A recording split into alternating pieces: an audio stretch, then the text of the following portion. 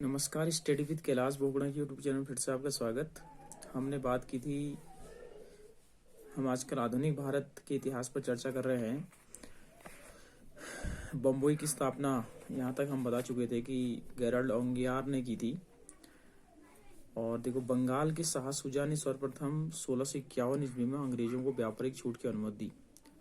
बंगाल के किस शासक ने सर्वप्रथम अंग्रेजों को छूट दी? तो उसका नाम है शाह शुजा। कब दी? 1651। इस अनुमति को निशान कहते थे। निशान। शाह शुजा ने जो अंग्रेजों को छूट दी उसे क्या कहा गया?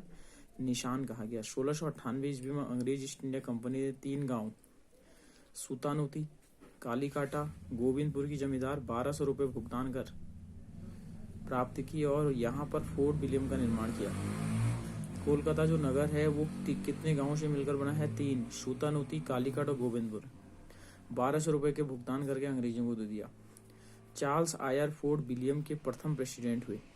मतलब कोलकाता या फोर्ट विलियम का है, कोलकाता में है। इसके पहले गवर्नर या प्रेसिडेंट कौन थे? तो चार्ल्स आयर फोर्ट विलियम के प्रथम प्रेसिडेंट थे। बहुत बार प्रश्न आया है।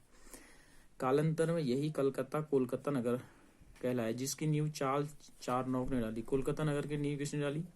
चारनॉक ने डाली। बम्बई की नींव गेराल्ड ओंगियार ने डाली। भारत में फ्रांसीसियों की प्रथम कोठी फ्रैंको कैरो के द्वारा सूरत में 1668 में स्थापित हुई। फ्रांसीसियों ने पहली कोठी कहाँ स्थापित की? सूरत में। इसका निर्माणकर्ता कौन था? Franco Caro. कब की? 1668। 1674 ईस्वी में फ्रांसीसी मार्टिन ने पांडिचेरी की स्थापना की। प्रथम कर्नाटक युद्ध 1746 से 48 में ऑस्ट्रिया के उत्तराधिकार युद्ध से प्रभावित हुआ। ये प्रश्न आया कि प्रथम कर्नाटक किसका कारण क्या है? तो ऑस्ट्रिया का उत्तराधिकार युद्ध। 1748 में एला शापेल की संधि के द्वारा ऑस्ट्रिया का उत्तराधिकार युद्ध समाप्त हुआ। इसी संधि के साथ प्रथम कर्नाटक युद्ध समाप्त हुआ। किस संधि से प्रथम कर्नाटक युद्ध समाप्त हुआ? तो एला शापेल की संधि से। ठीक है। दूसरा कर्नाटक युद्ध 1749 से 54 ईस्वी में हुआ। इस युद्ध में फ्रांसीसी गवर्नर डुप्ले की हार हुई, उसे वापस बुला लिया गया और उसकी जगह गोडोहू को भारत का अगला फ्रांसीसी गवर्नर बनाया गया। मतलब डुप्ले के बाद कौन गवर्नर जनरल बना? तो गोडोहू बना। पांडिचेरी की संधि कब हुई? तो जनवरी 1755 ईस्वी में दूसरा कर्नाटक युद्ध समाप्त हुआ। पहला एला शापेल की जहां, दूसरा की संधि से समाप्त हुआ? पांडिचेरी की संधि, जनवरी 1755। तीसरा कर्नाटक युद्ध 1755 से 1763 के बीच हुआ, जो 1756 ईस्वी में शुरू हुआ। सप्तवर्षीय युद्ध का एक अंश है। सप्तवर्षीय युद्ध कब हुआ? तो तृतीय कर्नाटक युद्ध कहा जाता है। और इसे कर्नाटक सप्तवर्षीय 1756 में 7 साल है, इसलिए सप्तवर्षीय। पेरिस की संधि होने पर यह युद्ध समाप्त हुआ। पहला एला शापेल, दूसरा पांडिचेरी, तीसरा पेरिस की संधि समाप्त हुआ। 1760 ईस्वी में अंग्रेज सेना ने सर आयरकूट के नेतृत्व में वांडीवास की लड़ाई में फ्रांसीसियों को बुरी तरह पराजित किया। Very important. अंग्रेजों ने वांडीवास के युद्ध में किसे पराजित किया? तो फ्रांसीसियों को। कब? 1760 में। अंग्रेज सेनापति कौन था? तो आयरकूट। 1761 में अंग्रेजों ने पांडिचेरी को फ्रांसीसियों से छीन लिया। अंग्रेजों ने पांडिचेरी को फ्रांसीसियों कब छीना? 1761। 1763 ईस्वी में हुई पेरिस संधि के द्वारा अंग्रेजों ने चंद्रनगर को छोड़कर शेष अन्य प्रदेशों को लौटा दिया। 1749 तक फ्रांसीसी कब्जे में थे। ये प्रदेश भारत की आजादी तक फ्रांस के कब्जे में रहे। कौन कौन से? पेरिस की संधि चंद्रनगर को छोड़कर शेष अपने क्षेत्रों में लिया। ठीक है। तो ये शायद 1961 में स्वतंत्र हुए। इसके बाद तो ये हो गया थोड़ा विदेशी कंपनियों के भारत में आगमन। उसके बाद बंगाल में अंग्रेजी गवर्नर। Very important. यहाँ से 2 से 3 क्वेश्चन मान के चले आप। मुगल साम्राज्य के अंतर्गत आने वाले प्रांतों में बंगाल सर्वाधिक संपन्न राज्य था। मुर्शिद कुली खां स्वतंत्र शासक था, परंतु वह नियमित रूप से मुगल बादशाह को राजस्व भेजता था। स्वतंत्र शासक कौन था? मुर्शिद कुली खां। लेकिन राजस्व किसको भेजता था? मुगलों को। मुर्शिद कुली खां ने अपनी राजधानी ढाका से मुर्शिदाबाद भागीरथी नदी के तट पर स्थानांतरित की थी। किसने अपनी राजधानी ढाका से मुर्शिदाबाद बनाई? तो मुर्शिद कुली खां ने। किसने इजारीदारी प्रथा प्रारंभ की? कृषकों को तगावी ऋण, खेती के लिए अग्रिम कर्ज प्रदान किया। ये वेरी इंपॉर्टेंट। इजारीदारी प्रथा मुर्शिद कुली खां ने प्रारंभ की और कृषकों को तगावी ऋण दिया जाता था। इसका उत्तराधिकारी दामाद शुजाउद्दीन था।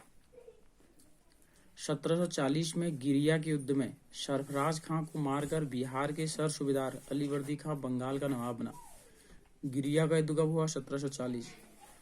किसको मारा? सरफराज खान को। किसने मारा? अली वर्दी खान ने मारा और बंगाल का नवाब बना। उसने अपने शासनकाल में मुगलों को राजस्व देना बंद कर दिया। इसके शासनकाल में बंगाल इतना समृद्धशाली बन गया था कि बंगाल को भारत का स्वर्ण कहा जाने लग गया। किसके शासनकाल को बंगाल को भारत का स्वर्ण कहा जाने लगा? तो अली वर्दी खान के शासनकाल में। अली वर्दी खान का उत्तराधिकारी सिराजुद्दौला था। 20 जून 1756 को काल कोठरी की त्रासी नामक घटना घटी। कब घटी? 20 जून को। इस घटना की रचयिता जेम हॉलवेल थे। मतलब जो काल कोठरी की घटना घटी वो किसके माइंड की रचना थी? तो जेड हॉलवेल की रचना थी। सिराजुद्दौला ने 20 जून की रात में 146 अंग्रेज व्यक्तियों को एक कोठी में बंद कर दिया। अगले दिन सुबह 146 में से 23 व्यक्ति जिंदा बचे।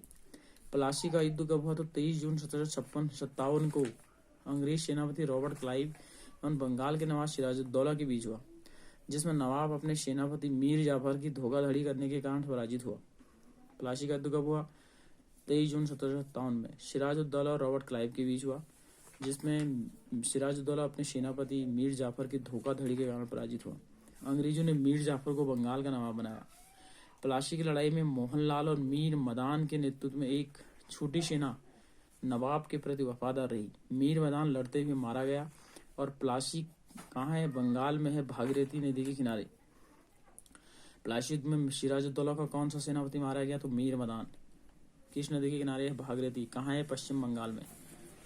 उसके बाद आता है क्लाइव के हाथों की कठपुतली नवाब मीर जाफर को अंग्रेजों ने 1760 में हटाकर उसके दामाद मीर कासिम को बंगाल का नवाब बनाया। 1757 से 60 मीर जाफर रहा। 1760 से 1764 मीर कासिम था। मीर कासिम ने अपनी राजधानी मुर्शिदाबाद से मुंगेर मुगदलपुर स्थानांतरित कर दी। बहुत बार प्रश्न बनाया है कि मीर कासिम ने अपनी राजधानी मुर्शिदाबाद से कहाँ बनाई? तो मुंगेर, जिसको मुदगलपुर कहा जाता है। बंगाल की राजधानी सबसे पहले ढाका थी, फिर मुर्शिदाबाद थी, और मुंगेर थी। ठीक है, क्रम मिलाने के लिए भी आ सकता है। बक्सर का युद्ध 22 अक्टूबर लिख देना। 22 अक्टूबर 1764 ईस्वी में अंग्रेज और मीर कासिम के बीच। मीर कासिम अवध के नवाब शुजाउद्दौला और मुगल शहजादा सम्राट शाह आलम द्वितीय के बीच हुआ। इस युद्ध में अंग्रेज विजयी हुए। इस युद्ध में अंग्रेज सेनापति हेक्टर मुनरो था। बहुत बार आता है कि बक्सर युद्ध में अंग्रेज सेनापति कौन था? तो हेक्टर मुनरो। अब आता है अंग्रेजों के मैसूर के समय। 1761 में हैदर अली मैसूर का शासक बना। हैदर अली की 1782 में द्वितीय आंग्ल मैसूर युद्ध के दौरान हुई। हैदर अली का उत्तराधिकारी टीपू सुल्तान था। 1787 में टीपू ने अपनी राजधानी कहाँ? श्रीरंगपट्टनम में पादशाह की उपाधि धारण की थी। 1787 में उसने राजधानी श्रीरंगपट्टनम पादशाह की उपाधि टीपू सुल्तान। टीपू ने अपने राजधानी श्रीरंगपट्टनम में स्वतंत्रता का वृक्ष लगवाया और जैकोबिन क्लब की स्थापना की। बहुत बार प्रश्न बना है कि जैकोबिन क्लब का सदस्य कौन था? टीपू सुल्तान। स्वतंत्रता का वृक्ष किसने लगाया? टीपू सुल्तान। प्रथम आंग्ल मैसूर 1767 से 69। द्वितीय आंग्ल मैसूर 1780 से 84 वारेन हेस्टिंग गवर्नर। तृतीय आंग्ल 1790 से 92 कॉर्नवालिस। चतुर्थ आंग्ल मैसूर 1799 से लॉर्ड वेलेजली। इस युद्ध में मराठा और हैदराबाद के निजाम और अंग्रेजों की संयुक्त सेना मैसूर के खिलाफ लड़ रही थी। टीपू की मृत्यु श्रीरंगपट्टनम के आखिरी युद्ध यानी चतुर्थ आंग्ल मैसूर युद्ध के दौरान 1799 में हो गई। टीपू सुल्तान को शेर मैसूर कहा जाता था। बहुत बार प्रश्न है। उसके बाद टीपू सुल्तान ने राजगी झंडे पे शेर की तस्वीर होती थी। मतलब जो उसका राजसी झंडा होता था उसमें शेर की तस्वीर होती थी। 1760 में वांडीवास का युद्ध हुआ, जिसमें अंग्रेजों ने सर आयरकूट के नेतृत्व में लाली के नेतृत्व वाली फ्रांसीसी सेना को पराजित किया। बहुत बार प्रश्न है। उसके बाद प्रथम आंग्ल मैसूर युद्ध मद्रास की संधि से 1769 में समाप्त हुआ।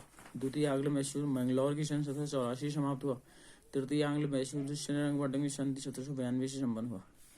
तो कल हम पढ़ेंगे सिख और अंग्रेज। सिखों और अंग्रेज के बीच कैसे संबंध थे उसके बारे में चर्चा करेंगे। तब तक के लिए इजाजत दीजिए। नमस्कार।